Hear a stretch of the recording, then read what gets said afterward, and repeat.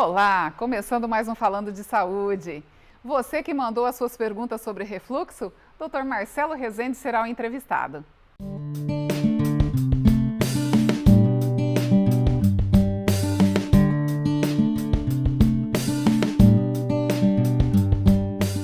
Dr. Marcelo Rezende, seja bem-vindo, como vai? É sempre um prazer estar aqui com você, né, Cláudia? É muito bom poder conversar contigo, tentar trazer algumas informações das pessoas que estão nos assistindo. Doutor, o Falando de Saúde recebeu várias perguntas sobre refluxo. Sim. É um tema, bastante comentado, mas as perguntas que eu recebi, doutor, são mães que tiveram bebês com este problema. Isso é comum? Sim, na verdade o refluxo ela é muito prevalente no consultório de gastroenterologia. Essa queixa da azia, da queimação que sobe para o tórax é muito frequente. E existem basicamente dois tipos de refluxo. O refluxo da infância, que normalmente com o processo de crescimento desaparece, e o refluxo do adulto, que é o nosso foco da nossa equipe. Doutor Marcelo, explica pra gente o que é o refluxo. Tá, então assim, nós comemos o alimento, passa pela boca, vai para o esôfago, que é um tubo muscular que leva a comida até o estômago. O processo de digestão se inicia no estômago. O estômago está dentro já do abdômen. Existe normalmente uma barreira, uma válvula anti-refluxo, para evitar o refluxo ácido do estômago para o esôfago. Por quê? Porque o esôfago não é preparado para ter esse ácido. O estômago é preparado para ter esse ácido. E como existe esse problema na válvula, acaba acontecendo o refluxo, que leva a situações problemáticas e de risco para os pacientes. Doutor, e existe um tratamento, um acompanhamento do médico e da equipe que se faz a esse paciente? Sim, é muito importante ter o acompanhamento na situação do refluxo, porque as complicações advindas do refluxo são importantes. Essas complicações nós dividimos nas complicações esofagianas e extraesofagianas. As esofagianas são as diretas no órgão que está recebendo o refluxo. Mas o refluxo também pode subir e vir até aqui na via aérea superior, provocando tosse, enfisema, bronquite crônica. Pode ir para a cavidade com seios da face, fazendo sinusite. Então são complicações que são advindas da doença do refluxo e que vão comprometendo a qualidade e colocando em risco a vida do paciente. Então é super importante o diagnóstico ser bem feito, bem orientado e acompanhamento.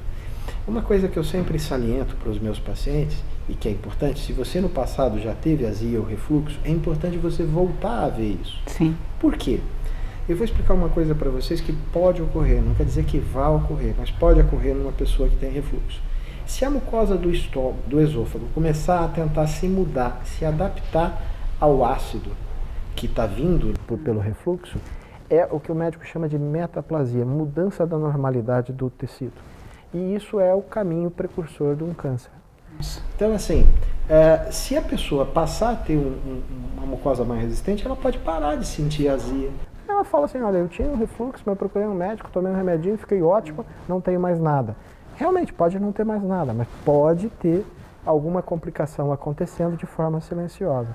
Então é muito importante o acompanhamento médico para a gente tentar correr na frente da doença e evitar os problemas que advêm dessas complicações. Doutor, e o refluxo, existem alguns exames que são feitos no paciente para diagnosticar isto? Sim. Então, assim, normalmente se inicia por uma endoscopia digestiva. É o primeiro exame que nos vai orientar como que é a anatomia, como é que está a situação da mucosa do esôfago, do estômago e permitir uma avaliação inicial do caso. Na sequência, existem outros exames. Os mais frequentes são a pH-metria e a manometria esofagiana, que são exames indicados para avaliar a quantidade de ácido que volta. Sim. E as pressões de contração do esôfago. E tudo isso é com critério, o médico vai saber orientar e indicar quando necessário. Doutor, e existem casos que este paciente ele precisa passar por uma cirurgia?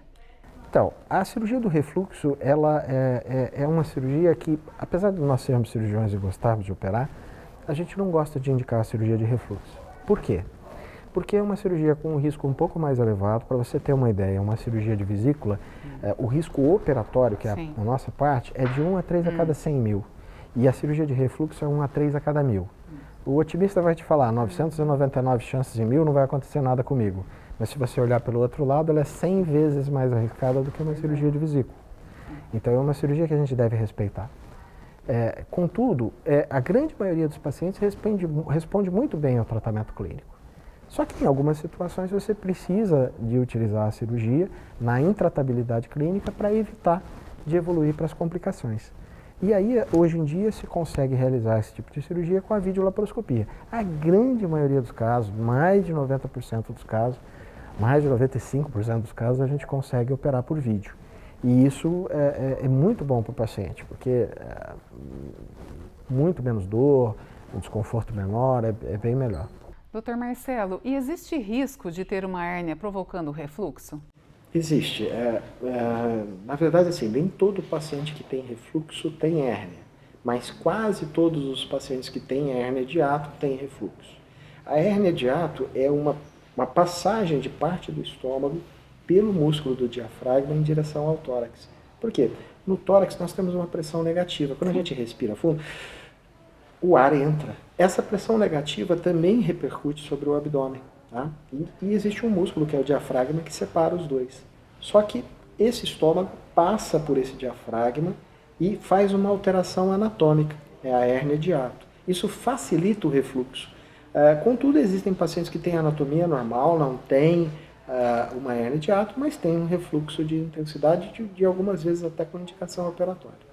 Doutor, e aquele paciente que o doutor acompanha, que fez o tratamento ou até mesmo fez a cirurgia, ele relata ao doutor que a vida dele mudou, que melhorou a qualidade de vida, a saúde? Existe uma melhora, o tratamento clínico é muito bom, a resposta é boa e o controle clínico é na grande maioria dos pacientes. Infelizmente, alguns pacientes não respondem ao tratamento clínico e precisam da cirurgia. E aí, também a grande maioria dos pacientes, mais de 90% dos pacientes, tem a vida dele resolvida com o tratamento operatório. Doutor, quanta coisa, né? Muita novidade. Muita novidade. Doutor, então assim, mais uma vez, muito obrigada, né, em nome do Falando de Saúde, pela sua presença. Eu que agradeço, sempre que for possível, a gente vai estar aqui conversando com você e com as pessoas que estão nos assistindo. Muito obrigada, doutor Marcelo. Prazer. E a vocês que nos acompanharam em mais este Falando de Saúde, refluxo, tem alguma dúvida? Conhece alguém que tem esse problema? Agenda uma consulta. Obrigada pela sua companhia e até o próximo.